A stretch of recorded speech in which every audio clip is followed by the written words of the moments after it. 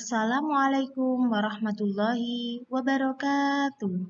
Alhamdulillah berjumpa lagi dengan Ustazah dalam video pembelajaran tematik kelas 4. Bagaimana kabar kalian? Semoga semuanya dalam keadaan sehat dan dalam perlindungan Allah. Hari ini kita akan melakukan pembahasan soal penilaian akhir subtema 1 pada halaman 37 sampai 38 pada tema 4D. Namun sebelum kita melanjutkan ke pembahasan soal, mari kita berdoa kepada Allah, mudah-mudahan Allah memberikan kemudahan dalam memahami materi hari ini. Mari kita awali dengan membaca basmalah. Bismillahirrahmanirrahim.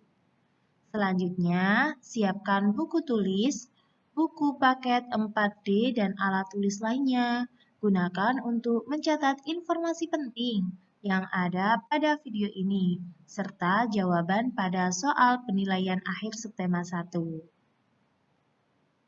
Baik, selanjutnya mari kita bahas soal nomor 1. Ciri terjadinya kegiatan ekonomi adalah terjadinya proses. Jawabannya adalah proses jual-beli. Kegiatan ekonomi adalah kegiatan yang dilakukan individu atau kelompok untuk memperoleh barang atau jasa guna memenuhi kebutuhan hidupnya dengan saling menukarnya dengan mata uang. Soal nomor 2. Sebutkan 3 sarana atau tempat terjadinya kegiatan ekonomi atau jual beli. Jawabannya adalah pasar tradisional, supermarket, dan minimarket. Soal nomor 3. Sebutkan 3 jenis pekerjaan yang dilakukan oleh penduduk di dataran rendah. Jawabannya adalah yang pertama petani, yang kedua pedagang, dan yang ketiga adalah buruh. Soal nomor 4. Sebutkan 3 jenis pekerjaan yang ada di perkotaan. Jawabannya adalah karyawan perkantoran, yang kedua PNS atau pegawai negeri sipil, dan yang ketiga adalah buruh pabrik. Soal nomor 5. Simbol sila pertama Pancasila adalah, jawabannya B, yaitu bintang.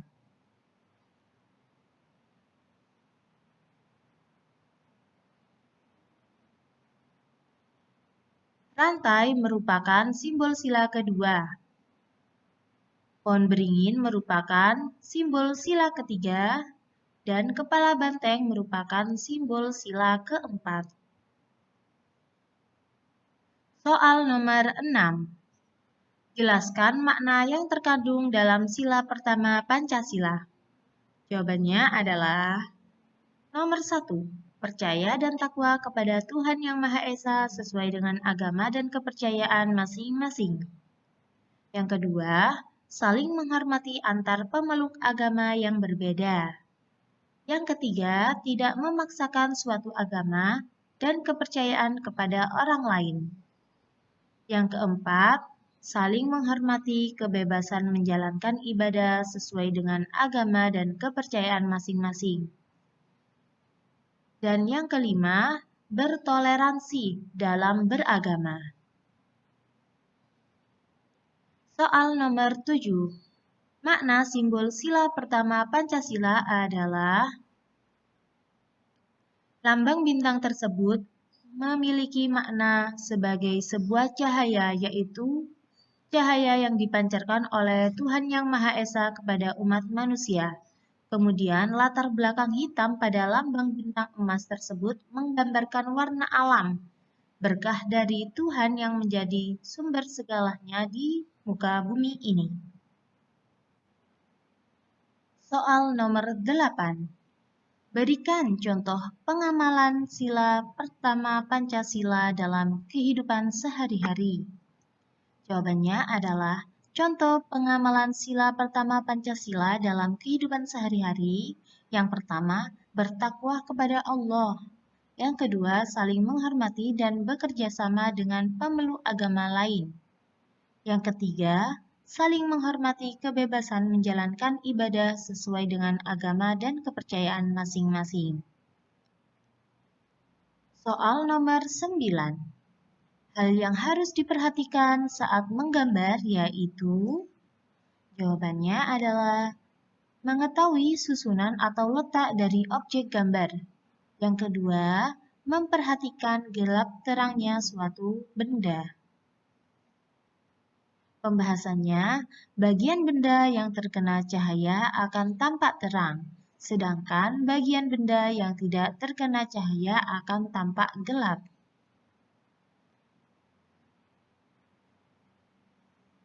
Soal nomor 10.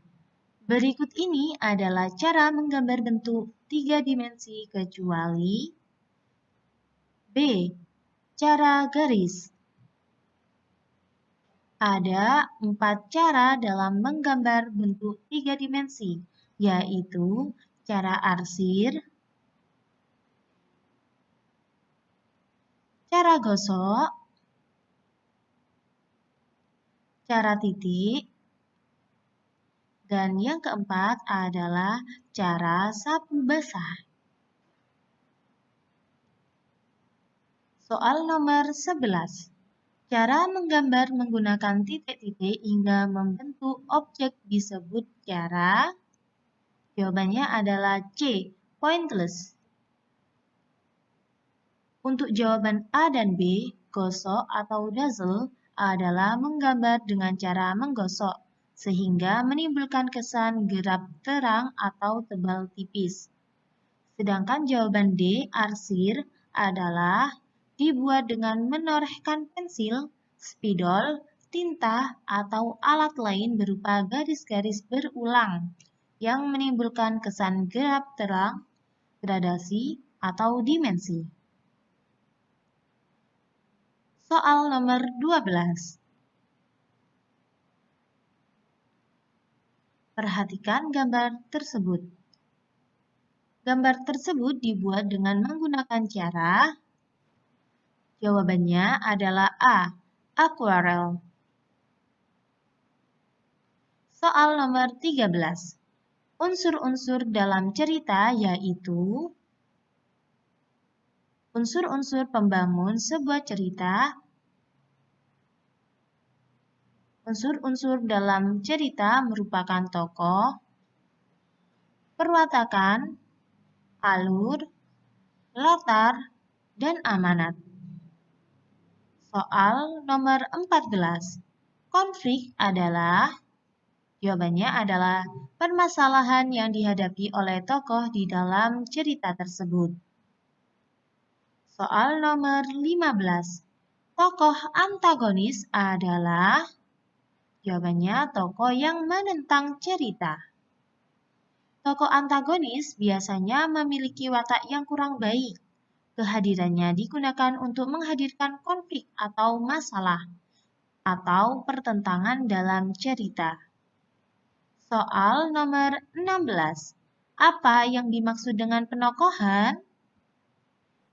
Penokohan adalah cara pengarang menampilkan tokoh-tokoh dalam cerita. Soal nomor 17. Sumber daya alam adalah segala sesuatu yang muncul secara alami yang dapat digunakan untuk memenuhi kebutuhan manusia. Soal nomor 18. Sebutkan 5 sumber daya alam yang termasuk komponen abiotik. Jawabannya, sumber daya alam abiotik yaitu air, udara, minyak bumi, gas alam, dan cahaya matahari. Soal nomor 19. Mengapa kita harus melestarikan sumber daya alam? Jawabannya, karena penggunaan sumber daya alam yang tidak seimbang dapat membuat habisnya ketersediaan sumber daya alam tersebut di alam. Soal nomor 20. Hal apa saja yang dapat kamu lakukan untuk melestarikan sumber daya alam? Jawabannya, hal yang dapat dilakukan untuk melestarikan sumber daya alam diantaranya, yang pertama, melakukan penanaman kembali hutan yang gundul. Yang kedua, tidak membuang sampah di sungai. Yang ketiga, menjaga kebersihan pantai. Yang keempat, menggunakan sumber daya alam secukupnya. Alhamdulillah kita sudah melakukan pembahasan soal tema 4D subtema 1. Jazakumullah khairan sudah menyimak video ini dengan baik. Semoga Allah memberikan kemudahan dalam memahami materi yang sudah Ustazah sampaikan.